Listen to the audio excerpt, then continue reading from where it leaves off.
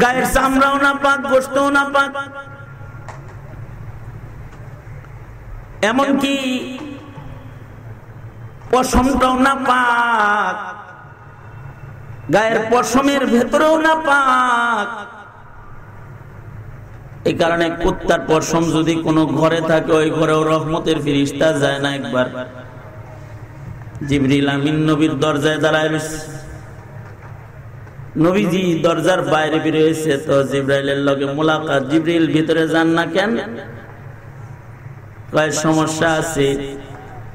আল্লাহর রাসূল সাল্লাল্লাহু আলাইহি ওয়াসাল্লাম আয়েশাকে বললেন, আয়েশা ঘরে কি কোনো কুকুর ছানা আছে? বলে না, তবে আপনার নাতি একটা কুকুর খেলতে খেলতে ভিতরে আনছিল। আল্লাহর রাসূল বলেন, তাইলে ওর পশম মনে হয় ঘরের ভেতরে পড়েছে, এটা সাফ করো, কারণ এই পশম গুলা ঘরে থাকলেও রহমতের ফেরেশতা ঢুকবে না।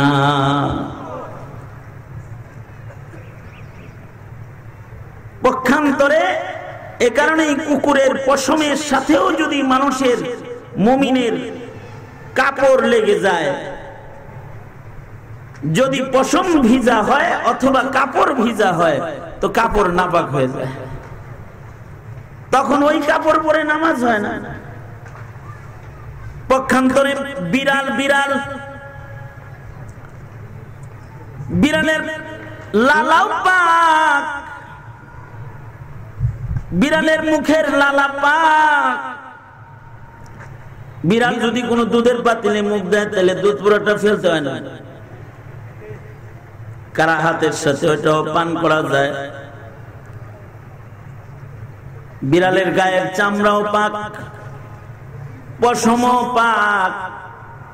বিড়াল কোলে লইয়া মসজিদে ঢুকলে তো আবু হুরায়রা হয়ে যায়, কোলে করে হাঁটে বিড়াল, তো আবু হুরায়রা হয়ে গেছে হযরত আবু হুরায়রা। ওর আওয়াজের ভেতরেও মিষ্টতা আছে, ম্যাও ম্যাও করে। বাচ্চারা ওর আওয়াজ দিয়ে খেলা করে, ওর সাথে সুন্দর খেলায় মেতে ওঠে। এই যে একটা আচরণ সুন্দর হাল, এর একটা বড় কারণ হলো ওর রিজিক হালাল। বড় ভাই আল্লামা জুবায়ের আহমদ আনসারী দামাত বরকাতুহুম মজলিসে উদিত হয়ে গেছেন। সূর্য না, দিনের সূর্য উদিত হয়েছে। আল্লাহু আকবার বলেন জোরে করে, নারায়ে তাকবীর বলেন জোরে করে। তো মুহতারাম হাজিরিন, আমি যেটা বলতে চাই যে হালাল রিজকের আসর প্রাণীর ভেতরেও পড়ে। হাকিমুল উম্মত থানবীর বয়ান থেকে নকল করতেছি। আর হালাল খাদ্যের আসর প্রাণীর উপরেও পড়ে, কারণ কুত্তাটা খায় তো পায়খানা খায়, মরা খায়। আর বিড়াল যদি ইঁদুরও খায় তো তাজাটা বিসমিল্লাহ করে খায়, মরাটা খায় না। ও যদি চুরি করেও খায়, তাও ও ইলিশ মাছ আর গরুর দুধ চুরি করে খায়। চুরির মাছটাও হাই কোয়ালিটি। এই রিজিক হালাল হওয়ার কারণে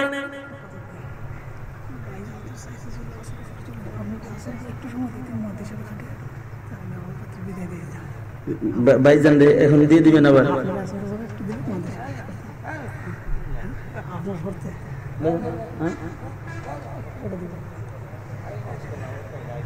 না না, তাহলে বয়ান করেন, আমি আসার উপরে আবার করবো। আসার উপরে উনি করবে, আসার উপরে আমি আধা ঘন্টা করবো। আসার উপরে করবে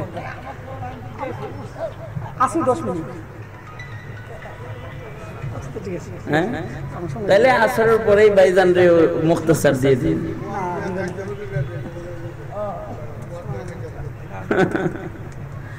ভাইজান তো মুহতারাম হাজিরিন, আবার হাত তোলেন, অন্য মানুষ কইছিলেন, নাড়াচাড়া দেন, জবান খুলে বলেন আল্লাহু আকবার, আর জোরে বলেন আল্লাহু আকবার, হাত নামান।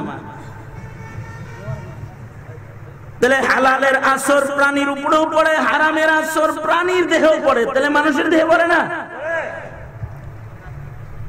এজন্য আল্লাহ পাক পবিত্র আর হালাল খাইতে শুধু মুমিনদেরকে নির্দেশ করে নাই, সারা দুনিয়ার মানব গোষ্ঠীকে আল্লাহ পাক বলেন ইয়া আইয়ুহান নাস কুলু মিম্মা ফিল আরদি হালালান তাইয়্যিবা। সারা দুনিয়ার সব মানুষকে আল্লাহ পাক হালাল খাইবার পবিত্র খানা খাইতে নির্দেশ করেছেন। কারণ খাবার যদি হালাল না হয় তাহলে ইবাদতের শক্তি পায় না। হারাম খাইলে সে আর আল্লাহর পেয়ারা রয় না। কারণ হারাম খোরের ইবাদত কবুল হয় না, হারাম খোরের দোয়াও কবুল হয় না। আল্লাহর রাসূল বলেন তার নামাজ কবুল হয় না। ফি বাতনিহি হারাম, যার পেটে আছে জাওফিহি হারাম, ভিতরে হারাম ঢুকে রয়েছে, নামাজ কবুল হয় না। হারাম খোরের দোয়া কবুল হয় না। এই কারণেই জালেম যারা ওরা ইমানদারদের বদদুয়া থেকে বাঁচার লেগে হারাম খাওয়াইছে যুগে যুগে। যেমন হাজ্জাজ ইবনে ইউসুফ বিশ্ববিখ্যাত জালেম। এই হাজ্জাজ ইবনে ইউসুফকে একজন বলে হযরত আপনি তো বদদুয়ায় মরে যাইবেন, যত মানুষ আপনি মারেন দেন না, মেননের লেগে কম বদদুয়া করছেন। বলল না তো, কথা বুঝেন নাই নাকি? মনে করেন যত মানুষ মিলা ওর লেগে বদদুয়া করতেছে তো মরে যেত এতদিন, যদি দুয়ার তাসির থাকতো। হাজ্জাজ ইবনে ইউসুফকে বলে আপনি তো মরবেন। কয় আমি মরতাম না, অসুবিধা নেই। কয় কেন? শয়তান তো। কয় কেন? কয় মরার কাম সারা করছি, যারা বদদুয়া করবো তা করে দেখোস না, দাওয়াত দিয়ে দিয়ে খাওয়াই আমি। প্রতি মাসে যেই মোল্লা খিলাই মোল্লা খাওয়াই, এমনি খাওয়াই না। ওগর বদদুয়া যেন কামে লাগে, কামে না লাগে এই জন্য ওগরে খাওয়াই। কয় কি খাওয়াই জানো? চুরির মাল খাওয়াই। যেদিন দুপুর বেলায় খাই ওই দিন রাতের বেলায় ডাকাতি করি, লোক পাঠায় মরুভূমির রাখালকে আগে মারি, মাইরা সব উট আর ছাগলের পাল ধরে ডাকাতি করে লয়ে আসি। ওইগুলার সুন্দর সুন্দর কাবাব বানায় এই হুজুর মোল্লা মুন্সি মুহাদ্দিস যা আছে এগুলো খাওয়াই। এখন ওরা বদদুয়া করলে ওইটি আল্লাহর কাছে যায় না। কিন্তু একজন হালাল খোর যে কোনদিন হাজ্জাজের দাওয়াতেও যায় নাই, সাঈদ ইবনে জুবায়ের, তার উপরে যখন হাজ্জাজের জুলুমের হাত পড়ে গেল, সাঈদ ইবনে জুবায়ের শাহাদাতের পূর্ব মুহূর্তে একজন হালাল খোর আল্লাহরে ডাকে কয় আল্লাহ এই জালেমের লগে কেউ পারে না, তোমার আযাবের কুকুর মুসাল্লাত করো, অসুস্থতা ওর উপরে দিয়ে দাও আল্লাহ। একদিক দিয়ে সাঈদ ইবনে জুবায়ের শাহাদাত বরণ করেছেন, আর একদিক দিয়ে হাজ্জাজের দেহের ভিতরে আগুন, জ্বর, অসুস্থতা এমন ভাবে শুরু হয়েছে যেন হাজ্জাজকে আগুনের ভেতরে যেন বেঁধে রাখা হয়েছে। এবং ওই অসুস্থতায় হাজ্জাজ ইবনে ইউসুফ মরে গেছে। হালাল খোরের দোয়া কবুল হয়, হারাম খোরের দোয়া কবুল হয় না। আল্লাহ পাক কোন নবীকে হারাম খাওয়ায় নাই। কেন? নবীর হাতে, নবীদের হাতে আলাদা যোগ্যতা আল্লাহ দিয়েছেন। কোন নবী ছোটবেলায় হারাম খায় না। কারণ আপনার আমার হাত, আপনার আমার হাত খাবারের উপরে হাত দিলে আপনার আমার হাত বলে দেয় এটা খাইস না, এটা খাইলে কাশি হবে, ঠান্ডা, এটা খাইস না, এটা বেশি গরম, জিহ্বা পুড়ে যাবে। এই দুই যোগ্যতা আপনার আমার হাতে আছে। আর নবীদের হাতে আল্লাহ পাক আলাদা যোগ্যতা দিয়েছেন। নবীরা কোনো খাবারের উপরে হাত রাখলে হাত বলতো এটা খা, হালাল খা। আবার যদি হাতটা হারামের উপরে পড়তো তো নবীদের মুজিজা এটা নবীর হাত বলতো এটা হারাম, খাস না। আল্লাহু আকবার জোরে করে বলেন, আরো আস্তে করে কন মিয়া, আল্লাহু আকবার। আপনার হাতে তো কয় নাকি কন কয়? নবী আলাইহিস সালামগণ এরকম উঁচু মানের এই হাত পাওয়া, এটা হলো ওনাদের মুজিজার অংশ। আমাদের নবী আলাইহিস সালাতু ওয়াস সালাম এক বাড়িতে দাওয়াতে গেছেন, তো ওই বাড়িতে আল্লাহর রাসূলের সামনে গোশত পেশ করা হয়েছে, ছাগলের ভুনা গোশত। আল্লাহর নবী গোশতের উপরে হাত রাখছেন। নবী আলাইহিস সালাতু ওয়াস সালাম গোশতের উপরে হাত রেখে আল্লাহর রাসূল গোশতের এই ভান্ডারটাকে সরায় দিয়ে বলে, এগুলো কয়েদিদেরকে খাওয়ায় দাও। যে মহিলার বাড়িতে নবী দাওয়াত খাইতেছেন, নবী সব সময় নবী আলাইহিস সালাম ওই বাড়িতে দাওয়াত খান, কিন্তু আজকে এই মহিলার এই রান্না খাচ্ছেন না। জিজ্ঞাসা করা হয়েছে কি ব্যাপার, খাবারের এই গোশতের ভেতরে কি কোনো সমস্যা আছে? মহিলাটা বলে, বাড়িতে ছাগল নাই, নবীজি খাবেন খবর দিছেন, পাশের বাড়ি এর পরিচিতা বান্ধবীর বাড়িতে গেছে, আর যা দেখে এই মহিলাও ঘরে নাই, সে পাহাড়ে গেছে। তো এই নিয়ত করে পাশের বাড়ি থেকে ছাগল একটা এনে জবাই করছে, যে বাড়ি আসলে যা চায় তার চেয়ে সুন্দর মূল্য পরিশোধ করে দিয়ে, ওই যে বিনা অনুমতিতে আনছে। নবীর হাত কথা বলতেছে। আমাদের বুজুর্গদের কারামত ছিল, আমাদের বুজুর্গরাও হালাল হারাম দেখতেন। কেউ কেউ যাদেরকে আল্লাহ পাক ওয়াসিউন নজর দান করেছেন, তারা হালাল খাবারের দিকে তাকাইলে বুঝতে পেতেন এটা হালাল, হারামের দিকে তাকাইলে বুঝতে পেতেন এটা হারাম। যেমন ইমামে আজম আবু হানিফা রাহমাতুল্লাহি আলাইহি, ইমাম আবু ইউসুফের বাড়িতে দাওয়াতে গেছেন, তো ওনার সামনে খাবার পেশ করা হয়েছে। উনি 4 জনের খানা একাই খেয়েছেন। তা আবু ইউসুফের মেয়ে জিজ্ঞাসা করে, দাদা পেটে জায়গা না রেখে এইভাবে করে খেলেন কেন, এত খানা খাইলেন, খেলাবে সুন্নত কাম। ইমামে আজম আবু হানিফা রাহমাতুল্লাহ আলাইহি বলেন, তোমার রান্না করা খাবার, তোমার বাবার হালাল কামাই যখন আমার সামনে রাখা হয়েছে, আমি খাবারের দিকে তাকায় দেখি ওর উপরে সকিনা বর্ষণ হইতেছে। হালাল খাইলে পরে ইবাদতের শক্তি হয়, তাই 4 জনের খানা একা খেয়ে ফেলেছি। হালাল খানার উপরে রহমত বর্ষণ হয় দেখতেন। আমাদের পূর্বপুরুষ এমন বুজুর্গ গেছেন, যারা খাবারের গ্রাম শুনলে বুঝতেন এটা হালাল এটা হারাম। যেমন আহমদ আলী লাহোরী রহমতুল্লাহ আলাইহি নামে এক বুজুর্গ ছিলেন, যিনি রাস্তা দিয়ে হেঁটে গেলে রান্না হলে বলে দিতেন এ বাড়িতে হারাম রান্না হইতেছে, বলে দিতে পারতেন। সমসাময়িকরাতে একজন আর একজনের খালি খুশাখুশিতে খুব পটু হয়, এটা হলো সমসাময়িকদের খাসিলত থাকে। একজন আর একজনের ভুল ধরার চান্স পাইলে পরে ভুল ধরার জন্য লুকমা জিহ্বায় সবসময় একটা লয়ে থাকে, এটা হলো উপস্থিত সময়ের মানুষের আদত হয়। আহমদ আলী লাহোরী যখন এরকম হালাল হারাম বলে, তো হাম আসার যারা আছে এরা 4 জনে কয়, হালাল হারামের কন্ট্রাক্টরই রইছে, সব কয় আজকে চেক করবো। চেক করবো কেমনে?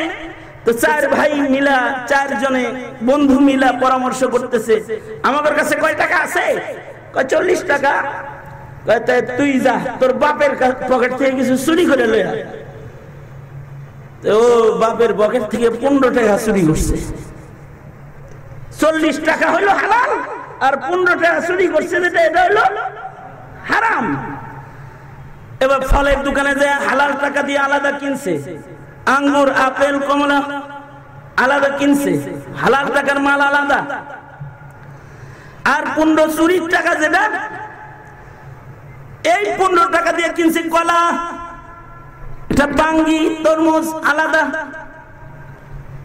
এবার এই হারাম টাকা আর হালাল টাকার কেনা ফল সব এক ব্যাগের ভিতরে ঢুকায়া হাতে নিয়ে দরজায় যায় দাঁড়ায়, দরজায় আওয়াজ দিছে, দরওয়াজা খুলিয়ে হযরত সোহবত লেনা আয়া, হযরত আপনার সান্নিধ্য আর সোহবত নিতে আসছি, দরজা খুলেন। হযরত দরজা খুলেই বলে, সোহবত লইতে আইছো নাকি পরীক্ষক হইয়া পরীক্ষা লইতে আইছো? পরীক্ষা গ্রহণ করতে আইছো নাকি? হযরত এরকম কেন বলেন? তোমাদের ব্যাগ থেকে হালাল হারাম দুই ধরনের গন্ধ আসতেছে, ঘ্রাণও আসতেছে, দুর্গন্ধ আসতেছে। সাথে সাথে ওরা ক্ষমা প্রার্থী হয়ে গেছে। এবং আহমদ আলী লাহোরী রহমাতুল্লাহি আলাইহি ওদের হাত থেকে ফলের ব্যাগটা নিয়ে কলা, বাঙ্গি, তরমুজ বাইর করে কয়ে, দেখো না বদবু, এগুলো হারাম টাকার, এগুলো বাইরে রাখো। আর যেগুলো হালাল টাকা দিয়ে কিনছে এগুলো আমার ঘরে নাও, আসো। ভেতরে ঢুইকা ওরা সবাই হযরতের কাছে হামাসর কিন্তু বন্ধুর কাছে মুরিদ হয়ে গেছে। বসীরত ওয়াসিউন নজর, এই যে হাল, এটা আমাদের বুজুর্গদের কারোর হয়, কিন্তু আমভাবে সব মানুষ তো আর হালাল হারাম গ্রান পায় না, নাক দিয়া গ্রান পায় না, চোখ দিয়া হালাল হারাম সবাই দেখে না। এ কারণে সমাজে এমন একদল মানুষ লাগে যারা জাতিকে বলে দিবে এটা হালাল, এটা হারাম, এটা অন্যায়, এটা ইবাদত, এটা জুলুম, এটা করা যাবে, এটা করা যাবে না, বলে দিবে একদল লাগবে। সেই দল আপনার বেতনে কর্মচারী হিসাবে মসজিদের মিম্বরে দাঁড়িয়ে থাকলে কি হবে? মাঝে মাঝে আপনার গাত্রদাহ শুরু হয়, মোল্লা বেতন দেই আমি, আর নিষেধ আর আদেশের কথা কয়, বলবে না তো কি করবে? নবী আর আসবে না, নবী আর আসবে না। এই হালাল আর হারাম, আমার আর নাহি, ইবাদত আর গুনাহ সুস্পষ্ট করার জন্য একটি জামাত কাজ করবেই করবে জমিনে কিয়ামত পর্যন্ত। ওয়ালতাকুম মিনকুম উম্মাতুন ইয়াদউনা ইলাল খায়র, এই দলটা হলো উম্মতের উলামাদের দল, উলামাদের দল। এই উলামায়ে কেরাম, এই উলামায়ে কেরাম জাতিকে কিয়ামত পর্যন্ত এই হালাল হারামের বিশ্লেষণ করে যাবে। আজকাল সুদের ওয়াজ শুরু করলে তো মুসল্লিরা নারাজ হয়, কারণ অনেক হাজী সাহেব আছে সুদ খায়, অনেক নেককার আছে ঘুষ খায়, নেককার কিন্তু ঘুষ খায়। সুদ ঘুষ যে হারাম, এটা হারাম মনেই করে না। অথচ কিছু মানুষ আছে এবারে, যদি যেমন এক ঘটনা শুনলাম, এক হোটেলে নাস্তা করতেছি, পাশের হোটেল তালা। বললাম তালা কেন? এখানে কুত্তার গোশত ধরা পড়ছে।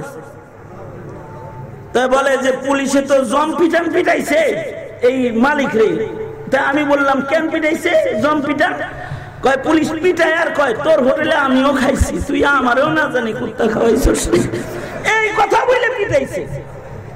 তা আমি বললাম হায় হায় হায়, এই পুলিশে কুত্তার গোশত না পাক এটা যেমন চিনছে, ও যদি খালি ভালো করে চিনতো যে ঘুষ সুদ এটাও হারাম, তাইলে জীবনে কোনোদিন ঘুষ খাইতো না।